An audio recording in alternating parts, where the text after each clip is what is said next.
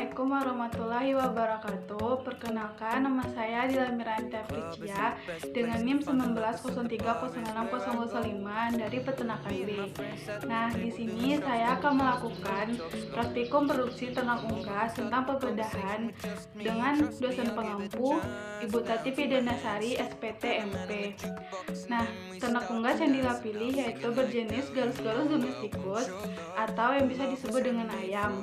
Dan ayam yang digunakan yaitu ayam jantan. Berikut ini adalah organ eksternal pada ayam. Nah, ininya adalah caput atau kepala. Di caput terdapat rostrum atau paru yang terdiri dari rahang atas atau maksila, rahang bawah atau mandibula. Di dalam rostrum ini terdapat cavum moris, yaitu sebagai rongga mulut. Dan di bagian lateral rostrum atas terdapat nares anteriores yang berfungsi sebagai indera penciuman. Ini adalah organovisus atau indera penglihatan yang terdiri dari palpebra atau kelopak mata dan bulbus oculi. Di dalam organovisus ini terdapat membran, yaitu membran nitiktan. Di bagian dorsal cauda dari organovisus terdapat forus acousticus externus yang di dalamnya terdapat membran timpani untuk menangkap getaran suara. Ini adalah kolum atau leher, trunkus atau badan, dan ini cauda, yang ini ekstremitas anterior yang pada ayam termodifikasi menjadi sayap, dan ini ekstremitas posterior pada ayam bertipe pendulum tape yang berfungsi untuk berjalan.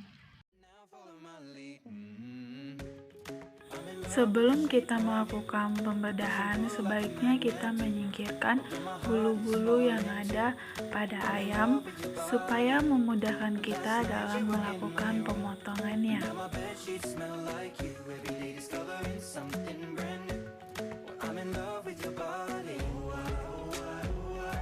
Baiklah, saya akan melakukan proses pembedahan ayam untuk melihat organ-organ internal yang ada pada ayam.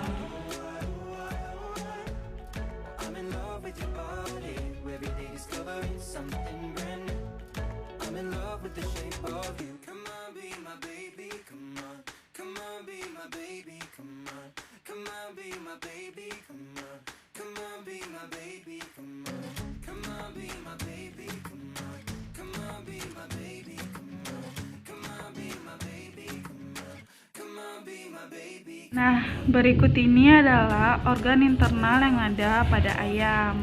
Ini ada kor atau jantung, ini ada hati, proventriculus, intestinum atau usus, dan ini ada paru-paru.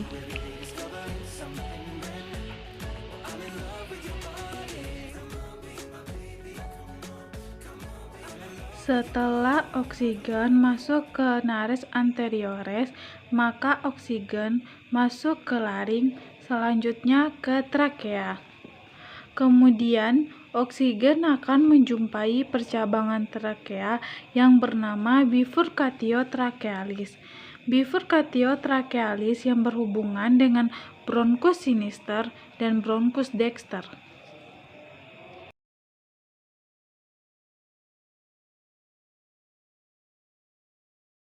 Sistem tractus digestivus dimulai oleh pakan masuk ke dalam cavum oris, lalu ke faring, lalu ke esofagus. Nah, yang ini adalah esofagus. Di esofagus ini terdapat gerakan peristaltik atau gerakan otot kerongkongan yang berkontraksi berguna untuk mendorong makanan hingga ke tombolok sambil dilapisi dengan saliva atau air ludah sepanjang organ hingga organ seterusnya. Nah, dari esofagus ini makanan masuk ke dalam tembolok atau crop. Nah, ini adalah bagian tembolok. Tembolok berfungsi untuk menerima dan menyimpan makanan sementara sebelum masuk ke dalam proventriculus. Pada bagian dinding tembolok terdapat banyak kelenjar yang menghasilkan mukus, berfungsi sebagai cairan lubrikasi yang bersifat melunakkan makanan. Lalu ke proventriculus atau lambung kelenjar. Nah, di proventriculus ini terjadi proses pencernaan secara kimiawi dengan bantuan enzim. Proventriculus yang berisi zat getah lambung atau HCl, pepsin, amilase, dan lipase membantu proses pencernaan protein. Hal ini berlangsung sangat cepat karena organ yang tidak terlalu besar juga tidak bisa menampung makanan seperti tembolok. Nah, setelah dari proventriculus, makanan masuk ke ventriculus. Nah, ini adalah ventriculus atau juga bisa disebut dengan ampela atau lambung pengunyah.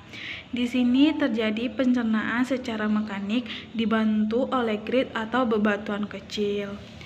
Nah, ketika ventriculus dibuka, maka akan terdapat grid di dalamnya. Selepas dari ventriculus, makanan masuk ke dalam intestinum tenue, di mana pakan mengalami proses penyerapan nutrisi. Di intestinum tenue ini terbagi menjadi 3 bagian, yaitu duodenum, jejunum, dan ileum. Nah, batas dari duodenum itu yaitu dari sini hingga ke ini batas dari duodenum yaitu berbentuk percabangan seperti U. Nah, habis itu jejunum. Batas dari jejunum itu dari sini hingga daging yang menonjol ke depan ini. Ini adalah batas dari jejunum atau juga bisa disebut dengan mesical ventriculum. Batas dari jejunum. Nah, selanjutnya itu ada ileum. Nah, dari ileum itu yaitu dari mesical ventriculum ini hingga sampai ke percabangan cecum. Nah, ini adalah batas dari ileum. Setelah dari intestinum tenue, pakan akan masuk ke dalam cecum untuk direabsorpsi kadar airnya. Lalu, sisa hasil makanan dan hasil pencernaan akan melewati rektrum dan dibuang melalui kloaka. Kenapa disebut dengan kloaka? Karena terdapat 3 muara saluran, yaitu saluran pembuangan hasil pencernaan dan metabolisme serta saluran reproduksi.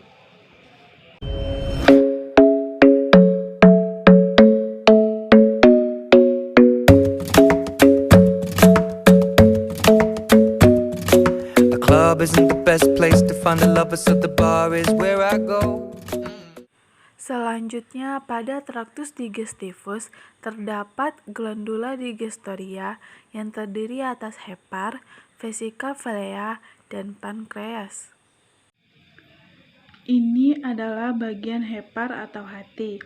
Hepar ini terbagi menjadi 2 lobus, yaitu lobus sinister yang berukuran lebih kecil dan lobus dexter yang berukuran lebih besar.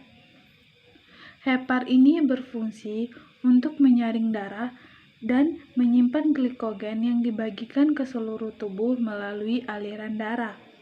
Hepar ini juga menghasilkan cairan empedu yang ditampung dalam vesica phylea. Nah, ini adalah vesica phylea. Fungsinya ini untuk mengomosikan lemak. Kemudian terdapat pankreas yang berfungsi untuk mensekresikan enzim-enzim seperti amilase, lipase, dan tripsin untuk membantu pencernaan karbohidrat, protein, dan lemak. Ini adalah pankreas yang menempel pada duodenum.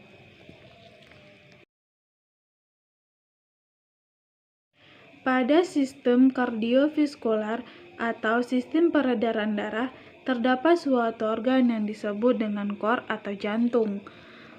Kor atau jantung berfungsi untuk memompa darah ke seluruh tubuh.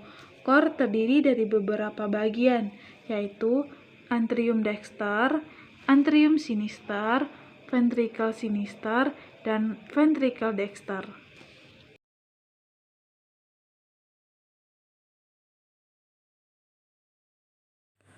Testis berbentuk seperti kacang dengan panjang kurang lebih 5 cm, berwarna putih selama musim kawin dan akan menjadi kekuningan pada masa tenang atau molting.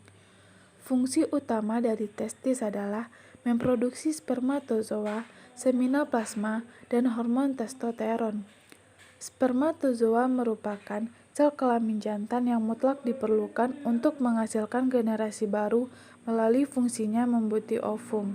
Selanjutnya, epididymis. Epididymis yang berdekatan atau menempel pada testis. Setiap testis memiliki satu epididymis yang menempel pada dinding bagian luar testis, yang berfungsi sebagai alat transport penyerapan air, pendewasaan, dan penyimpanan sperma.